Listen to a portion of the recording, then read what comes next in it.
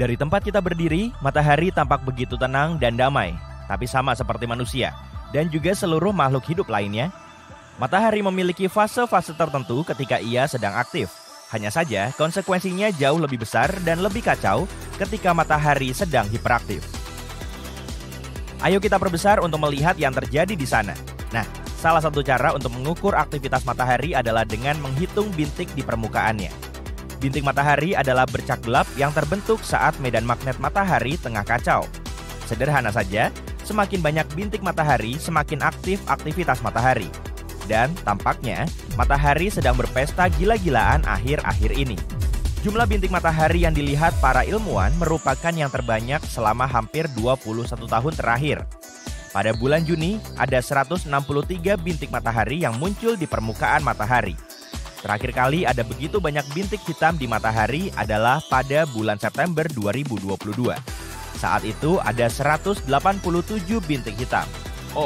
Tampaknya pesta ini semakin mendekati puncaknya, dan itulah yang kita sebut sebagai solar maksimum. Bagaimana semua ini bisa terjadi? Medan magnet matahari sangat kuat dan beraturan pada suatu titik. Tapi seperti yang dikatakan tadi, ada kalanya medan magnet ini menjadi kacau, semacam bola karet gelang yang dililitkan dengan sangat erat. Ini juga berarti plasma naik dari permukaan, membentuk lingkaran dan menyebabkan kekacauan dalam bentuk suar matahari dan sesuatu yang kita sebut lontaran massa corona atau CME. Saat itulah plasma di atmosfer bagian atas matahari yang disebut corona bergejolak dan meledak dengan sangat kuat.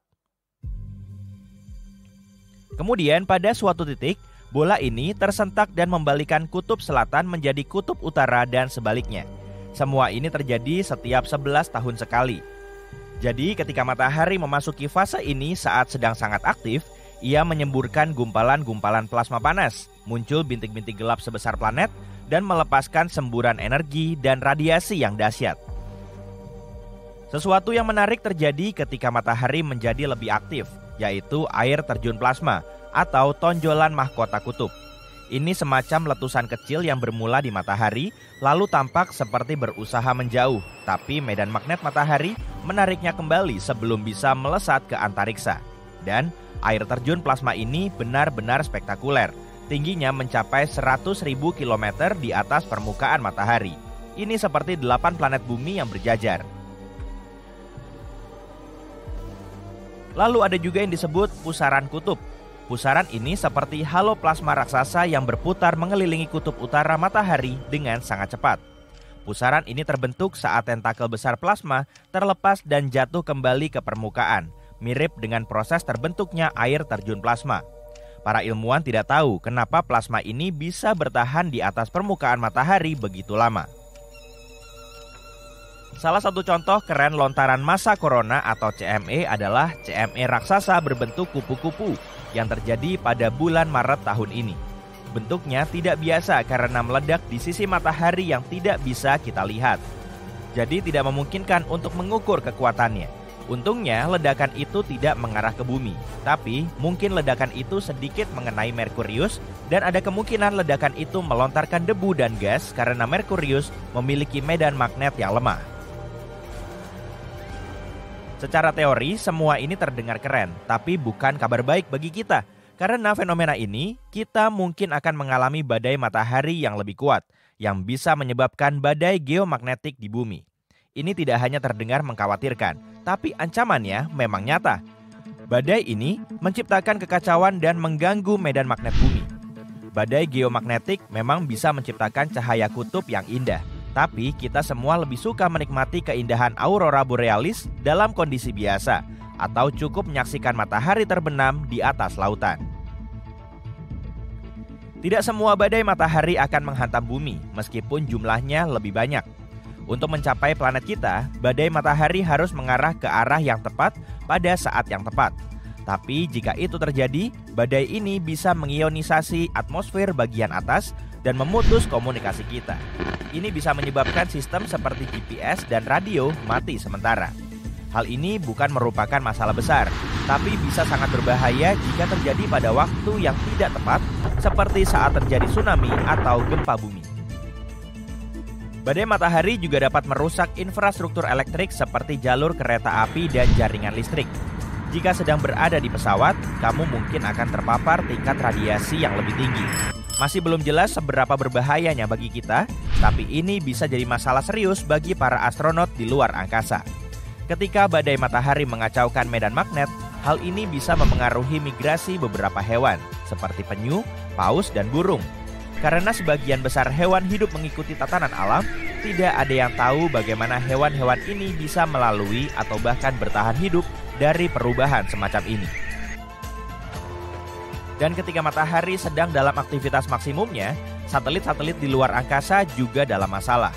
Kita punya banyak sekali satelit di luar angkasa, dan ketika atmosfer bagian atas menjadi lebih padat karena semua perubahan ini, hal ini bisa mendorong satelit-satelit ke berbagai arah. Satelit-satelit itu bisa saja saling bertabrakan atau bahkan jatuh kembali ke bumi, yang sekali lagi hanya keren di film-film pahlawan super yang bisa mengatasinya dengan mudah. Semoga saja kita bisa terhindar dari badai matahari yang besar seperti peristiwa Carrington. Ceritanya mirip. Pada bulan Agustus 1859, para astronom di seluruh dunia menyaksikan jumlah bintik matahari semakin bertambah banyak. Salah satunya adalah seorang pria bernama Richard Carrington. Pada awal September, ia sedang membuat sketsa bintik matahari ketika tiba-tiba ia dibutakan oleh kilatan cahaya. Kejadian itu berlangsung sekitar 5 menit, tapi sungguh spektakuler. Ia menggambarkannya sebagai suar cahaya putih. Itu adalah lontaran massa corona yang sangat kuat, dan hanya dalam 17,6 jam, badai ini melintasi jarak antara matahari dan planet tempat tinggal kita, yaitu sejauh 145 juta kilometer dan melepaskan kekuatannya ke arah kita. Padahal, biasanya butuh waktu berhari-hari. Dan ketika badai ini dimulai, mesin-mesin telegraf di seluruh dunia memercikkan listrik. Para operator tersengat dan kertas-kertas pun terbakar. Orang-orang sangat takut dan bingung karena mereka belum pernah melihat langit secerah itu sebelumnya. Beberapa bahkan mengira itu adalah akhir dunia. Keesokan harinya, para operator telegraf masih belum bisa bekerja seperti biasa karena atmosfer bumi masih bermuatan listrik. Mereka bahkan berhasil mengirim pesan menggunakan arus aurora, bukan listrik biasa. Tapi hal ini juga membawa sesuatu yang luar biasa, yaitu aurora menakjubkan di langit. Orang-orang di Hawaii dan Kuba bisa melihat cahaya kutub utara yang indah, sementara yang berada di Chili bisa melihat cahaya kutub selatan. Semua itu terjadi secara perlahan dan terus menguat. Ambil contoh suar matahari, misalnya. Ini semburan energi yang sangat kuat dari matahari. Pada tahun 2022, jumlah suar matahari yang muncul 5 kali lipat lebih banyak dari tahun sebelumnya. Ditambah lagi, suar terkenal yaitu suar X-Class juga semakin kuat dan lebih sering muncul dibanding sebelumnya. Ini mungkin jauh lebih ekstrim dari yang diperkirakan. Kemungkinan juga akan dimulai sedikit lebih awal dari yang diperkirakan. Para ilmuwan awalnya mengira puncaknya akan terjadi pada tahun 2025. Tapi tampaknya bahkan bisa terjadi pada akhir tahun 2023. Kita tidak bisa sepenuhnya melindungi diri jika badai matahari menghantam secara langsung. Tapi kita masih bisa melakukan beberapa hal, seperti menghentikan penerbangan pesawat, mengatur jalur satelit di luar angkasa, dan memastikan infrastruktur yang rentan tetap aman. Untuk melakukan semua itu, kita butuh perakiraan cuaca matahari yang lebih canggih agar bisa bersiap-siap menghadapi kemungkinan terburuk. Semua ini mungkin awalnya terdengar sangat buruk, tapi tenang, suar matahari tidak akan menghancurkan planet kita. Suar ini memang melepaskan materi matahari bermuatan listrik ke arah kita dengan kecepatan cukup tinggi. Tapi kita tidak akan sepenuhnya binasa jika ini menghantam kita. Planet kita tidak akan membiarkan kita tidak terlindungi. Masih ada atmosfer dan medan magnet yang membuat kita relatif aman. Atmosfer bumi yang tebal layaknya perisai yang menghalangi radiasi membahayakan. Jadi, suar matahari ini akan banyak berdampak pada teknologi, tapi tidak akan menghancurkan bumi. Tampaknya kita benar-benar punya pahlawan super ya. Apa yang terjadi ketika sebuah bintang kehabisan bahan bakar? Pertama-tama, anehnya bintang akan membesar hingga jutaan kali lipat ukuran aslinya. Saat inti bintang kehabisan hidrogen, bintang akan mengerut karena tarikan gravitasinya sendiri, tapi sebagian fusi hidrogen tetap berlangsung di lapisan atasnya. Saat mengerut, inti bintang akan memanas. Ini menyebabkan lapisan atas bintang ikut memanas dan mengembang. Diameter bintang pun bertambah. Semakin bertambah besar, bintang akan menelan materi apa saja, bahkan planet-planetnya sendiri. Para astronom sudah pernah mengamati bintang tepat sebelum atau sesudah menelan seluruh planet. Tapi sampai baru-baru ini, mereka belum pernah melihat proses itu sendiri. Para ilmuwan dari berbagai universitas melaporkan bahwa untuk pertama kalinya dalam sejarah, mereka berhasil menyaksikan bintang menelan planet. Dan peristiwa tragis ini terjadi bukan di galaksi yang jauh, melainkan masih di galaksi Bima Sakti, sekitar 12.000 tahun cahaya dari bumi. Para astronom melihat ledakan dari sebuah bintang yang masanya sekitar 0,8 sampai 1,5 kali massa matahari di dekat rasi bintang Aquila yang mirip elang. Bintang tersebut menjadi 100 kali lebih terang dari biasanya hanya dalam waktu 10 hari, dan setelahnya cahaya itu dengan cepat menghilang. Yang lebih menarik lagi, kilatan cahaya putih panas ini diikuti sinyal yang berdurasi lebih lama dan lebih dingin daripada kilatan cahaya pertama. Kombinasi ini hanya bisa berarti satu hal: bintang itu menelan planet di dekatnya. Planet apakah itu? Para astronom menduga itu merupakan planet super panas dengan massa 1-10 kali massa Jupiter. Planet seperti itu juga disebut Jupiter panas. Ini merupakan eksoplanet raksasa mirip Jupiter yang ada di tata surya kita dan hanya butuh waktu kurang dari 10 hari untuk mengitari bintang induknya. Planet yang kita bicarakan ini perlahan bergerak mengelilingi bintang itu sampai akhirnya tertarik masuk ke atmosfernya dan akhirnya terperangkap di dalam inti bintang yang hampir mati. Perjamuan galaksi ini terjadi antara 10.000 hingga 15.000 tahun lalu saat bintang itu berusia sekitar 10 miliar tahun. Dan mengingat usianya yang sangat tua, proses menelan itu sendiri terjadi secepat kilat dalam satu gerakan. Ini sangat berbeda dengan Jupiter panas lainnya yang dilahap perlahan-lahan oleh bintang induknya. Para astronom gak yakin apakah ada planet lain yang mengitari bintang ini pada jarak yang aman. Kalaupun ada, mungkin butuh ribuan tahun sebelum akhirnya planet-planet itu menjadi hidangan utama atau makanan penutup si bintang. Yang jelas setelah para astronom tahu apa yang harus dicari, mereka akan terus memantau terjadinya peristiwa kosmik serupa. Karena suatu hari nanti, planet kita dan juga sebagian dari tata surya akan mengalami nasib yang sama, semua yang ada di sekitar kita akan lenyap dalam sekejap. Tapi kamu bisa tenang dan bernapas lega karena peristiwa itu tidak akan terjadi sampai 5 miliar tahun lagi. Saat itulah matahari diperkirakan akan kehabisan tenaga dan mengembang begitu besar hingga menelan planet-planet dalam tata surya seperti Merkurius, Venus, Bumi, dan Mars. Jika manusia sudah berhasil mendiami planet lain pada saat itu, yang jaraknya paling tidak 10.000 tahun cahaya dari bumi, maka mereka akan bisa menyaksikan bencana ini. Matahari tiba-tiba menjadi jauh lebih terang dan melontarkan sejumlah materi keluar angkasa. Matahari akan menelan beberapa planet termasuk bumi sebelum akhirnya kembali seperti semula. Tapi bintang bukan satu-satunya objek di alam semesta yang menelan objek-objek angkasa lainnya. Ada monster kosmik lain yang melahap segala sesuatunya, bahkan cahaya. Sudah bisa menebaknya? Benar, yang kumaksud adalah lubang hitam. Tapi yang lebih menarik lagi, lubang hitam ini tidak hanya melahap segala sesuatu, tapi juga memuntahkannya. Belum lama ini, para ilmuwan mendapati lubang hitam supermasif di pusat galaksi Bima Sakti, tempat tinggal kita, tampak bocor. Kenapa hal ini sangat signifikan? Karena itu bisa berarti lubang hitam bernama Sagittarius A*, yang masanya 4,1 juta kali massa matahari ini bukanlah raksasa tidur seperti yang diduga sebelumnya. Dia mungkin masih aktif, dan kebocoran ini bisa jadi disebabkan karena lubang hitam tersebut cegukan ketika menelan awan gas. Dalam penelitian ini, tim astronom menggunakan teleskop luar angkasa Hubble. Teleskop ini membantu mereka menemukan semburan yang tampak seperti obor tiup. Semburan itu mendorong awan hidrogen di pusat galaksi kita dan tampak seperti memuntahkan gas mirip selang yang diarahkan ke tumpukan pasir.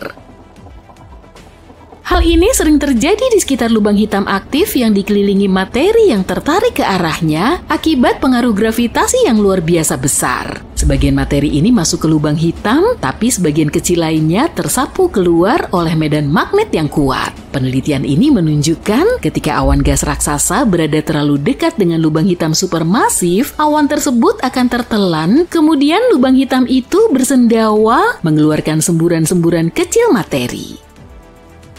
Gelombang Fermi mungkin merupakan hasil dari sendawa yang terjadi sekitar 2 hingga 4 juta tahun lalu. Tapi baru-baru ini, para ilmuwan menemukan gelembung gas panas raksasa yang bercahaya. Gelembung ini sejajar dengan semburan yang memanjang sejauh 35 tahun cahaya atau lebih dari lubang hitam supermasif. Para astronom menduga semburan itu bisa saja menghantam gelembung gas tersebut dan membuatnya mengembang. Nah, aku akan memberitahu sesuatu yang lebih menyeramkan lagi nih. Sepertinya ada lubang hitam yang saling memakan satu sama lain. Semacam itu, saat ini keduanya sedang berbagi makanan, tapi tidak ada yang tahu apa yang akan terjadi di masa depan. Biar ku jelaskan lebih detail ya. Para astronom menemukan 2 lubang hitam supermasif yang sedang melahap materi kosmik dari 2 galaksi yang menyatu di luar angkasa yang jauh. Kedua lubang hitam raksasa itu ditemukan dengan bantuan teleskop Atacama Large Millimeter Submillimeter Array atau ALMA. Teleskop-teleskop ini berada di Gurun Atacama, Chili bagian utara. Para ilmuwan awalnya menggunakan teleskop ini untuk mengamati 2 galaksi yang menyatu sekitar 500 juta tahun cahaya dari bumi. Para astronom juga menemukan 2 lubang hitam raksasa tumbuh berdampingan tidak jauh dari pusat galaksi yang menyatu, yaitu UGC 4211. Tampaknya kedua lubang hitam itu bertemu ketika galaksi induknya bertabrakan. Salah satu lubang hitam bermasa 200 juta kali masa matahari. Sedangkan yang satunya lagi sedikit lebih kecil, yaitu sekitar 125 juta kali masa bintang kita. Meskipun tidak tampak secara langsung, kedua lubang hitam ini dikelilingi gugusan gas dan bintang-bintang yang bersinar terang. Semua ini terseret mendekat oleh tarikan gravitasi lubang hitam. Seiring waktu, 2 lubang hitam ini akan saling mengitari satu sama lain. Dan pada akhirnya, keduanya akan bertabrakan dan menciptakan lubang hitam yang lebih besar lagi. Para ilmuwan sudah mengamati kedua lubang hitam ini dari berbagai panjang gelombang cahaya dan sampai pada kesimpulan bahwa keduanya cukup unik. Jaraknya paling dekat satu sama lain dari semua lubang hitam yang pernah dilihat oleh para astronom. Jarak antara keduanya hanya 750 tahun cahaya yang secara astronomis berarti hanya bersebelahan. Yang lebih menarik lagi, jarak ini mendekati batas yang bisa dideteksi oleh teknologi modern. Menariknya, penyatuan massa yang sangat besar seperti itu lebih umum terjadi pada galaksi-galaksi yang jauh, karena itu teleskop-teleskop di bumi sulit menangkapnya. Tapi kepekaan ALMA membantu para astronom mengamati area yang terang dan padat di mana materi berputar di sekeliling lubang hitam. Bayangkan betapa terkejutnya para astronom ketika mereka tidak hanya melihat satu, melainkan 2 lubang hitam yang sedang melahap debu dan gas yang terbentuk akibat penyatuan masif di antariksa. Hal terpenting dari penemuan ini adalah kemungkinan besar pasangan lubang hitam seperti itu jauh lebih umum dari yang kita duga. Jika pasangan lubang hitam seperti ini sangat umum, maka akan lebih mudah bagi kita untuk mempelajari gelombang gravitasi yang terjadi saat lubang hitam bertabrakan. Gelombang semacam itu juga dikenal sebagai riak dalam ruang waktu. Untuk pasangan lubang hitam yang baru saja ditemukan, mungkin masih butuh waktu beberapa ratus juta tahun untuk keduanya saling bertabrakan. Tapi dengan mengamati perilakunya, para ilmuwan bisa mengetahui berapa banyak lubang hitam ganda yang akan bertabrakan di alam semesta. Bagaimana jika matahari meledak? Bisa dipastikan itu akan sangat buruk bagi kita. Video ini sungguh singkat ya. Enggak lah, masih ada lagi. Jika matahari meledak, kekacauan akan terjadi di tata surya kita. Para ilmuwan mengatakan hal itu pasti akan terjadi suatu hari nanti. Tapi kenapa ya? Bagaimana persisnya itu akan terjadi? Dan mungkinkah kita bisa selamat dari peristiwa itu? Yuk coba kita cari tahu. Pertama, bersiaplah untuk perjalanan menuju inti matahari. Inti matahari penuh dengan atom-atom hidrogen yang sedang asik berdansa. Atom-atom ini sangat bersemangat sampai-sampai saling menabrak dengan sekuat tenaga. Dan ketika bertabrakan, sesuatu yang dahsyat terjadi, yaitu fusi nuklir. Dalam fusi ini, atom-atom hidrogen bergabung membentuk atom helium, sebuah eksperimen kimia dalam skala besar. Selama fusi nuklir ini, sedikit massa atom hidrogen diubah menjadi energi yang sangat besar. Disinilah persamaan Einstein yang terkenal, E sama dengan mc² berlaku. Energi dilepaskan dalam bentuk cahaya dan panas, memancar keluar untuk menerangi seluruh tata surya.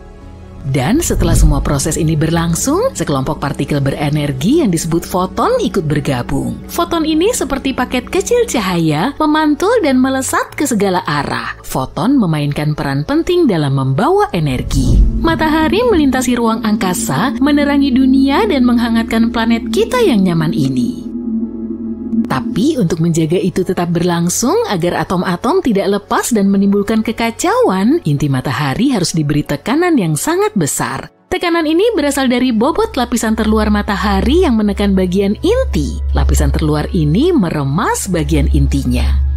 Tapi lapisan dalam tidak menyerah. Energi yang dihasilkan dari fusi dan foton yang bergejolak berusaha keras untuk keluar dari inti matahari. Tapi inti matahari sangat padat dan tekanannya sangat besar, sehingga energi itu butuh waktu lama untuk bisa keluar. Energi itu memantul-mantul, diserap dan dipancarkan kembali oleh partikel-partikel lain. Akhirnya setelah sekian lama, energi tersebut mencapai permukaan matahari dan melesat ke angkasa. Lalu sampai kepada kita sebagai sinar matahari.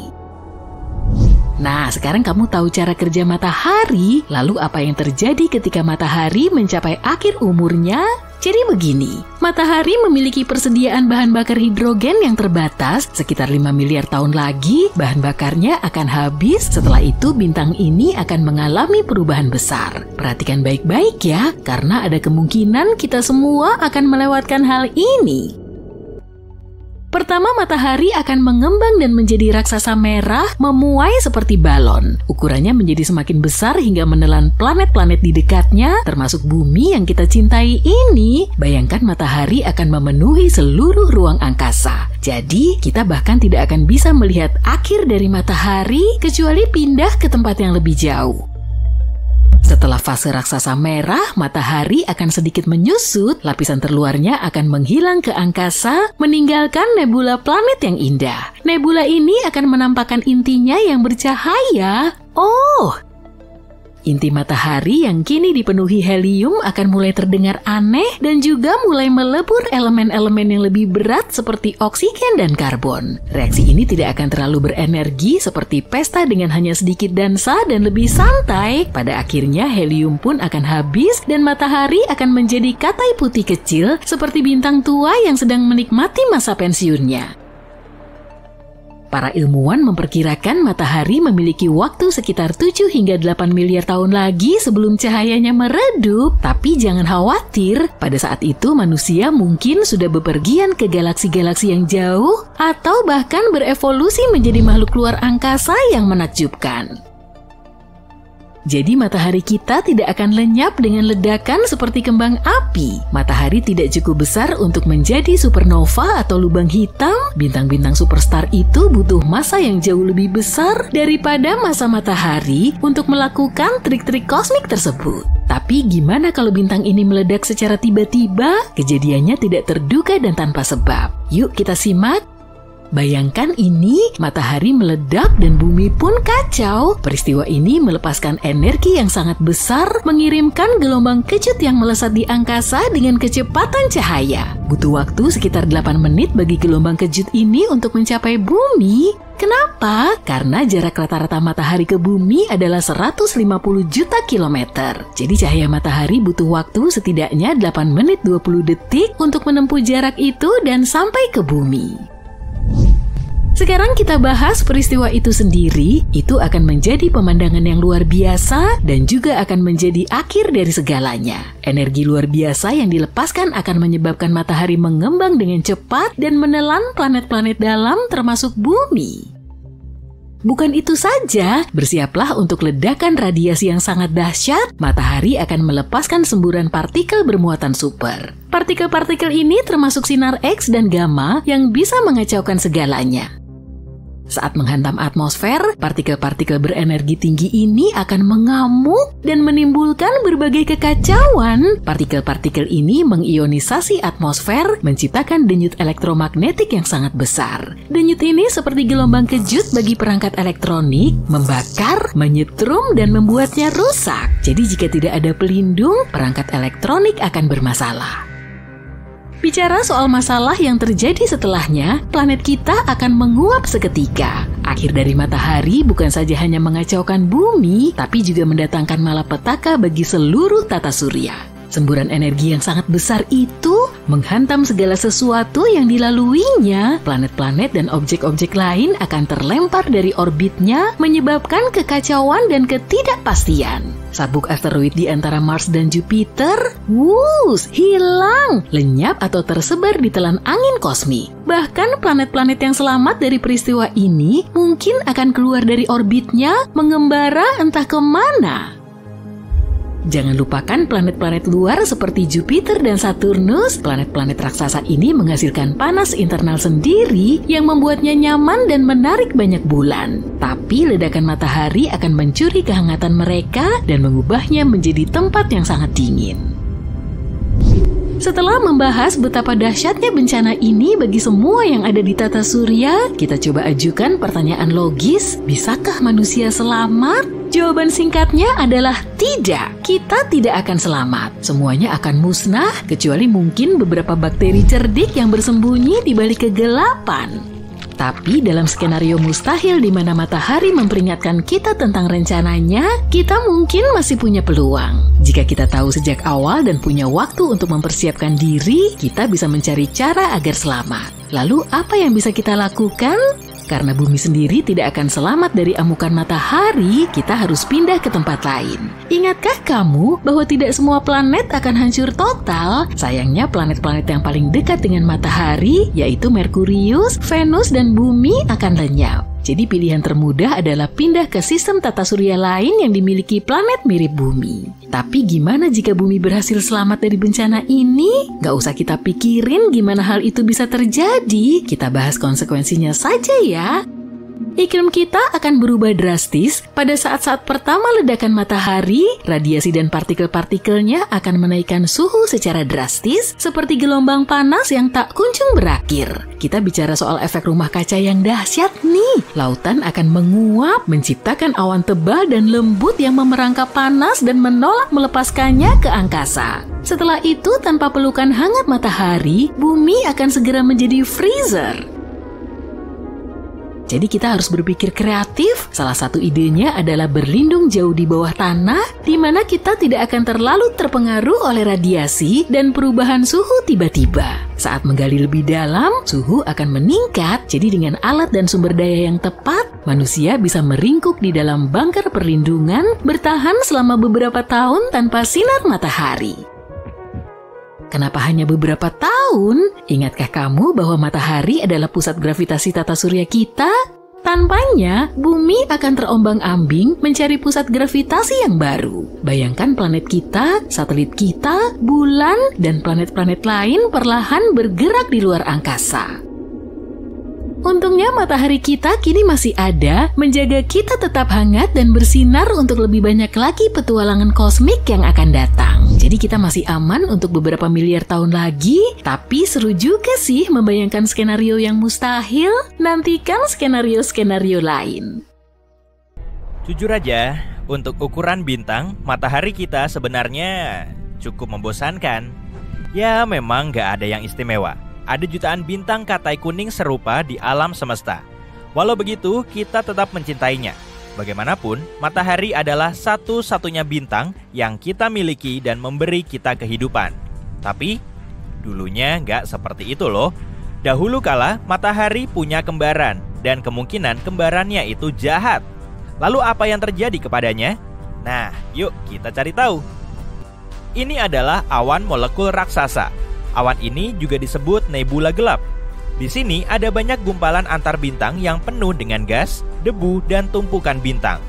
Awan-awan ini tidak memiliki batas yang jelas dan seringkali memiliki bentuk yang aneh. Kamu bahkan bisa melihat beberapa di antaranya dengan mata telanjang. Lihatlah langit yang cerah di malam hari. Awan-awan ini terlihat seperti bintik-bintik gelap di seluruh Bima Sakti yang terang. Dan disinilah matahari kita lahir sekitar 4,5 miliar tahun lalu. Matahari berasal dari salah satu awan molekul ini. Miliaran tahun lalu, gelombang-gelombang energi melintas di sini. Gelombang-gelombang itu mengumpulkan semua materi dan menekan gumpalan-gumpalan itu menjadi inti yang padat. Saat itulah protobintang lahir. Protobintang muda ini merupakan bola hidrogen dan helium yang hangat. Lalu, jutaan tahun kemudian, suhu dan tekanan di dalam bola ini meningkat. Sebagai hasilnya, sebuah bintang lahir. Dialah matahari. Tapi tidak semua yang ada di dalam awan molekul itu berubah menjadi matahari. Materi yang tersisa mulai berputar mengelilingi bintang baru itu. Dan seperti dugaanmu, materi-materi itu perlahan berubah menjadi planet-planet, termasuk bumi kita. Begitulah tata surya kita terbentuk. Tapi, bisa jadi ini bukan keseluruhan ceritanya. Dan bahwa di saat yang sama, berbarengan dengan lahirnya bintang kita, lahir pula bintang lain. Inilah kembaran matahari yang hilang. Terbentuk dari bahan yang sama dan dalam kondisi yang sama. Tapi kenapa kita berpikir kalau bintang itu ada? Baru-baru ini para ilmuwan meluncurkan beberapa model statistik untuk mencari tahu lebih banyak tentang kelahiran bintang. Model-model ini menunjukkan bahwa banyak bintang muncul tidak sendirian, melainkan berkelompok, atau setidaknya dengan satu saudara. Setelah meneliti lebih lanjut, para ilmuwan mengonfirmasi bahwa memang benar, sebagian besar bintang yang terbentuk di dalam awan molekul terlahir bersama bintang lainnya. Kadang, bintang-bintang itu tetap bersama. Sebagai contoh, sebuah bintang kecil akan mengitari bintang yang lebih besar. Mereka bahkan bisa membentuk sistem bintang ganda, triple, dan sistem bintang lainnya. Dan terkadang, jalur mereka bisa terpisah selamanya. Hal ini mungkin juga terjadi pada matahari. Bisa saja matahari punya saudara. Mungkin juga tidak hanya satu, tapi sekelompok saudara-saudara kecil. Serta satu saudara kembar yang lebih besar dengan massa dan karakteristik lain yang sama. Tapi, kalau memang demikian, lalu di mana kembaran yang hilang itu? Nah, kami punya satu hipotesis. Dan menurut hipotesis itu, kembaran ini mungkin tidak sebaik yang terlihat. Pada tahun 1980-an, para ilmuwan mulai menyadari adanya pola tertentu dalam sejarah bumi. Kira-kira setiap kurang lebih 27 juta tahun, kepunahan besar-besaran terjadi di planet kita. Cukup aneh bukan? Setiap 27 juta tahun dalam sejarah bumi, terjadi suatu bencana yang mengubah biosfer bumi selamanya. Seolah sesuatu yang terjadi secara bersiklus dan terjadwal menjadi penyebabnya. Kemudian seorang astronom bernama Richard Muller berpendapat bahwa mungkin ada sesuatu yang menyebabkan kejadian-kejadian ini, yaitu sebuah benda langit tertentu. Menurutnya, benda tersebut bisa jadi sebuah bintang katai yang tidak bisa kita lihat karena terlalu redup. Letaknya sekitar 1,5 tahun cahaya dari kita.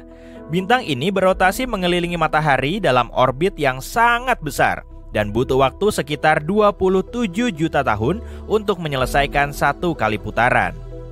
Dan ketika berada di titik terdekat dengan matahari, bintang ini mulai menimbulkan kekacauan. Ketika mendekati bumi, si pengacau ini mengubah lintasan komet-komet di awan Oort maupun di sabuk Kuiper. Akibatnya, semua komet ini mulai melesat ke arah kita, kemudian menabrak bumi dan menyebabkan kepunahan massal seperti yang terjadi pada dinosaurus.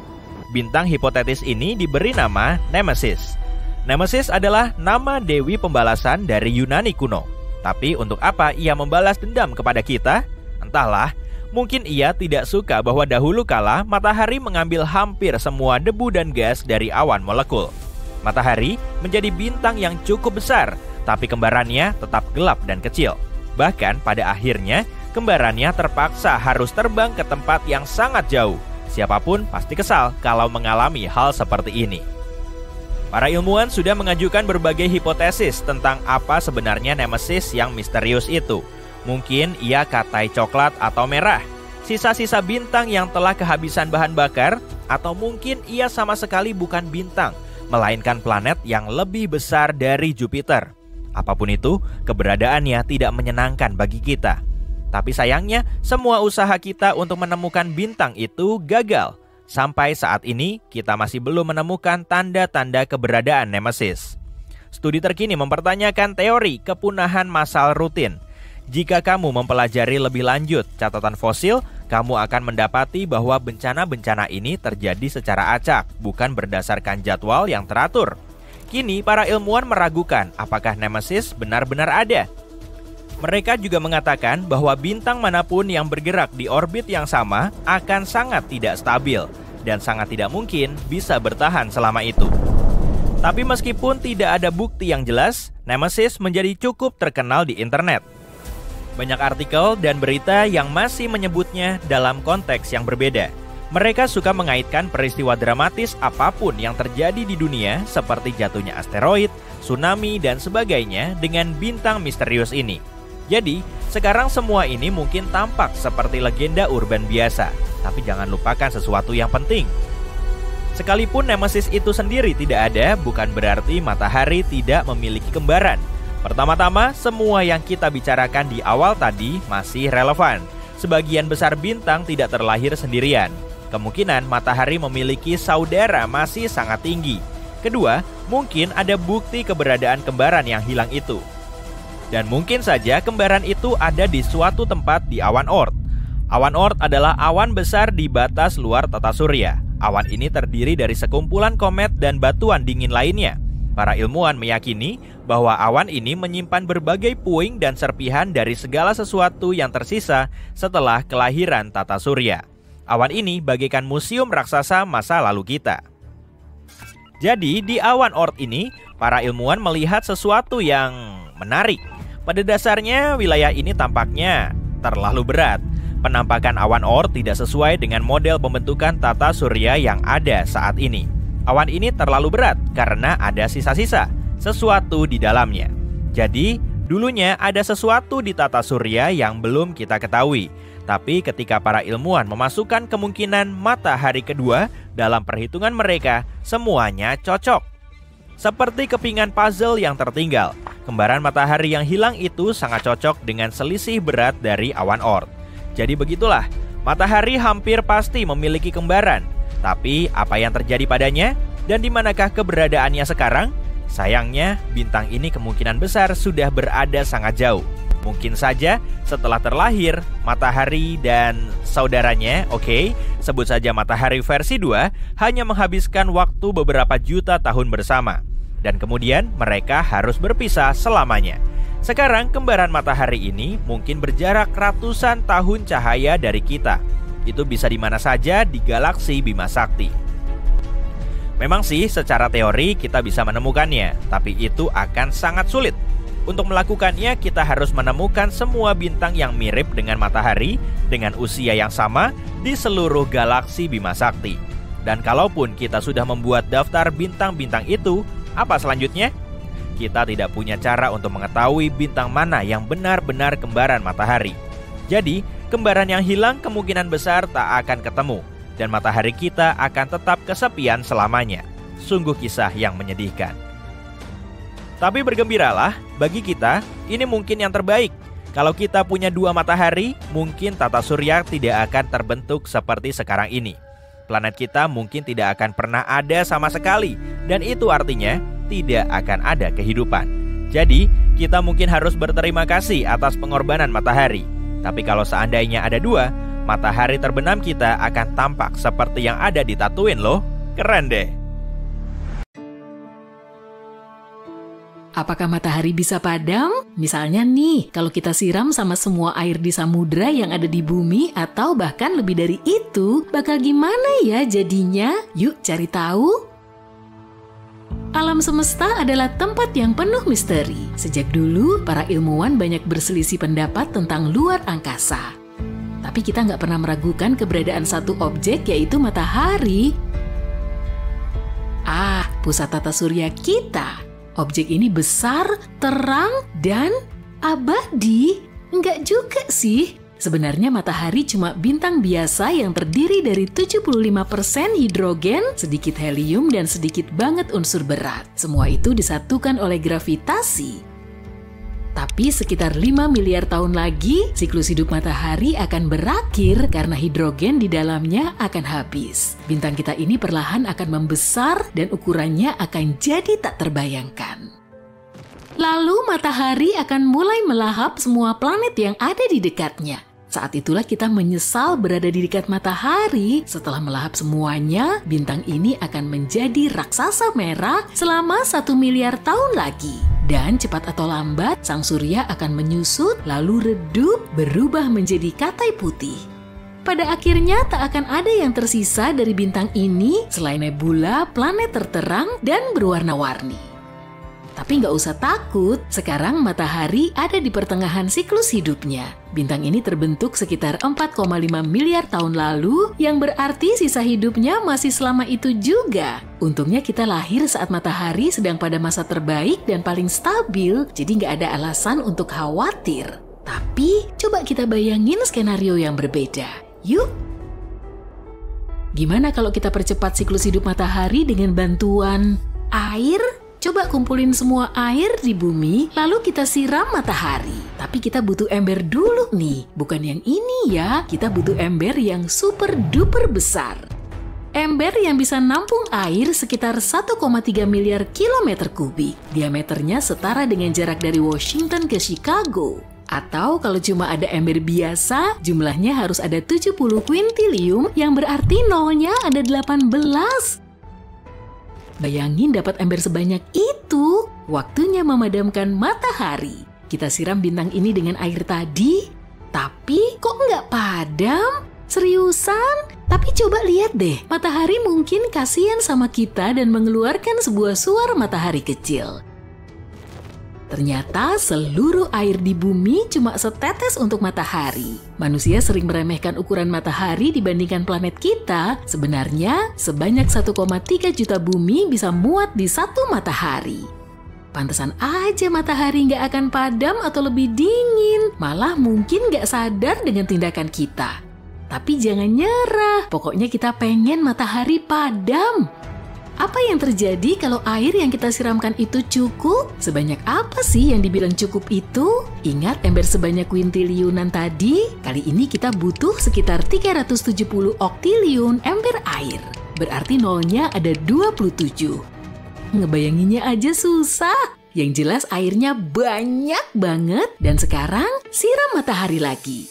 Wow, lihat uapnya. Tapi matahari tetap nggak padam. Bintang ini malah berterima kasih dan jadi semakin besar dan terang. Loh, kenapa bisa gitu ya? Jadi begini, matahari itu bukan api unggun. Di dalam api unggun dan lilin terjadi proses pembakaran kimiawi. Saat kita menyiram api dengan air, air menyerap panas dari api dan mendinginkannya sampai nggak bisa lagi terjadi reaksi pembakaran. Air juga mencegah api terpapar oksigen, intinya air menghentikan proses kimiawi. Sedangkan pembakaran pada matahari berbeda, meskipun kita bilang matahari panas membara, pembakarannya nggak seperti api. Reaksi yang terjadi di matahari disebut fusi nuklir. Ini adalah reaksi paling brutal dan liar di alam semesta. Ada banyak lapisan hidrogen di dalam matahari. Kalau kita ambil 4 atom hidrogen dan membenturkannya satu sama lain, akan tersisa 1 atom helium. Proses pembakaran yang terjadi di matahari sedikit lebih rumit saat bintang ini mencoba melakukan reaksi fusi, proton bermuatan positif saling tolak-menolak. Butuh gaya dan energi yang besar untuk menyatukannya. Untungnya ada kekuatan ajaib di luar angkasa, yaitu gravitasi. 99,8% massa tata surya adalah matahari. Berat banget kan? Massa inilah yang menahan matahari dengan bantuan gaya gravitasi yang besar. Jadi gravitasi menyatukan berkuadriliun atom hidrogen kecil setiap detik setiap harinya. Saat bertabrakan, atom itu melepaskan energi, jadi nggak seperti api, matahari bukan butuh oksigen untuk menyala, melainkan hidrogen. Kita tahu kalau rumus kimia air adalah H2O, artinya air terdiri dari atom hidrogen dan oksigen, jadi air seperti bahan bakar untuk matahari. Ini bagai memadamkan api dengan bensin. Selain itu, massa tambahan dari air malah bikin matahari lebih berat. Hal itu membantu kinerja gravitasi. Ditambah lagi, proton akan saling bertabrakan dengan lebih cepat. Berkat ini, sintesis akan semakin cepat. Ya ampun, matahari jadi super kuat dan sekarang melahap kita beserta planet-planet lain yang ada di dekatnya. Kalau kita terus menyiramkan air, cepat atau lambat matahari akan hancur, lapisan luarnya akan meledak, dan bintang ini akan menjadi lubang hitam. Waduh, gawat! Sekarang lubang hitam ini akan mengisap semua objek yang ada di sekitarnya. Salah langkah nih. Ayo kita ulang lagi dari awal deh, karena udah jelas percobaan air kita gagal. Satu suar kecil matahari kedengarannya jauh lebih baik, kita kembali ke matahari yang normal dan tenang. Tapi kayaknya kita melupakan sesuatu nih. Bagaimana kondisi bumi sekarang setelah airnya dikuras habis? Kita tahu air berperan sangat penting bagi kehidupan di bumi. Sekarang banyak banget ikan dan hewan laut mati di tempat yang dulunya lautan. Kasian banget kan? Makhluk-makhluk laut dalam nggak bisa bertahan menghadapi perubahan tekanan sedrastis itu. Alga dan koral juga menjadi kering. Tunggu, bukannya alga dan koral menghasilkan 50-80% oksigen di bumi ya? Ups, waktunya pakai masker oksigen nih. Terus gimana keadaan di daratan? Sekarang semuanya jadi daratan sih, tapi kamu ngerti lah. Wow, daratannya jadi panas banget. Ini udah pasti. Kalau nggak ada laut, berarti nggak ada awan atau hujan. Sekarang kebakaran hutan terjadi di mana-mana. Hewan-hewan harus kabur dan meninggalkan habitat mereka. Tapi mereka juga nggak akan bisa nemuin rumah baru karena semua tumbuhan akan mengering dengan cepat. Nggak ada lagi tempat untuk hidup di bumi. Kini bumi menjadi seperti gurun besar, tapi manusia udah ribuan tahun tinggal di gurun kan? Mungkin mereka tahu gimana caranya? Jawabannya enggak. Mereka yang tinggal di gurun juga butuh minum. Jelas keadaan di bumi sangat kacau. Semua yang masih bertahan hidup saling berebut tetesan air terakhir. Itu pun kalau ada makhluk yang masih hidup, sekeras apapun mereka berjuang, nasib mereka udah jelas. Laut menyerap banyak sekali karbon dioksida dan panas dari matahari. Laut juga menyebarkan panas ke seluruh bumi sehingga nyaman dihuni. Dan begitu laut hilang, suhu akan naik dengan cepat hingga minimal 121 derajat Celcius. Tapi meskipun suhunya nggak seberapa, sekarang udah nggak ada lagi awan. Padahal awan juga mencegah kita terkena radiasi matahari loh. Jadi kita juga terpapar dampak langsung cahaya matahari. Harapan kita tinggal gunung-gunung es, tapi karena suhu udah panas banget, gunung es pun mencair. Padahal mungkin gunung es ini jadi harapan terakhir umat manusia. Tapi suar mataharinya keren sih, dasar manusia.